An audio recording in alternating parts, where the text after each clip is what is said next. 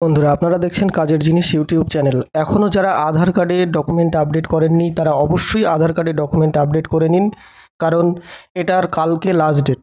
আমরা সকলেই জানি 3 মাস করে কয়েকবার বাড়ানো হয়েছে এই আধার কার্ডের ডকুমেন্ট আপডেট করানোর লাস্ট ডেট।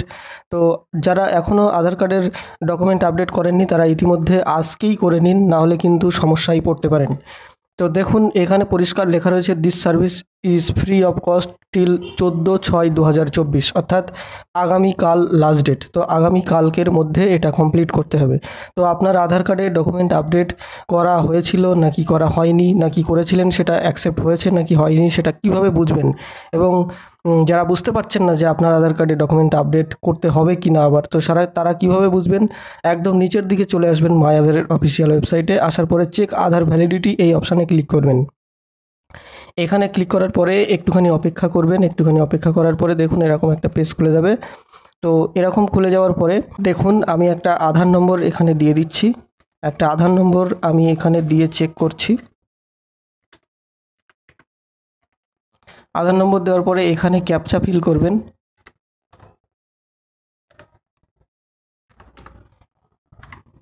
ক্যাপচা দেওয়ার পরে প্রসেসড এই অপশানে ক্লিক করবেন। এখানে ক্লিক করলে একটুখানি অপেক্ষা করবেন, লোডিং হবে। লোডিং হওয়ার পরে দেখুন এরকম দেখাচ্ছে, এখানে দেখাচ্ছে যে আধার এক্সিটস এবং আধার ভেরিফিকেশান কমপ্লিট। এখানে এনার যার আধার নম্বর আমি দিয়েছি তার বয়স, জেন্ডার এবং স্টেট এবং ফোন নাম্বার যেটা লিঙ্ক করা আছে সেটা এখানে শো হবে। তো এখানে কোনো কিছু সমস্যা নেই। যে আধার কার্ডে ডকুমেন্ট আপডেট করতে হবে সেটার ক্ষেত্রে এখানে লেখা থাকবে যে আধার ডকুমেন্ট আপডেট ম্যান্ডেটরি, এরকম লেখা থাকবে।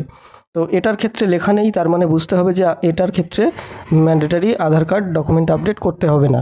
তো আধার ভেরিফিকেশান কমপ্লিটেড এরকম যাদের লেখা দেখাবে তাদের করতে হবে না, আর যাদের লেখা দেখাবে যে আধার ডকুমেন্ট আপডেট ম্যান্ডেটরি তো তাদের ক্ষেত্রে করতে হবে। এখানে আপনারা চেক করে বুঝবেন যে আপনার আধার কার্ডে ডকুমেন্ট আপডেট করতে হবে কি হবে না। তো বন্ধুরা, এটা অবশ্যই যাদের করতে হবে আজকের মধ্যে করে নেওয়াই ভালো, কারণ আর ডেট বাড়াবে কি না সেটা আমরা জানি না, সেটা কালকের পর থেকে জানা যাবে। তো সংশয় না রেখে যাদের করতে হবে তারা অবশ্যই আজকের মধ্যে করে নেবেন।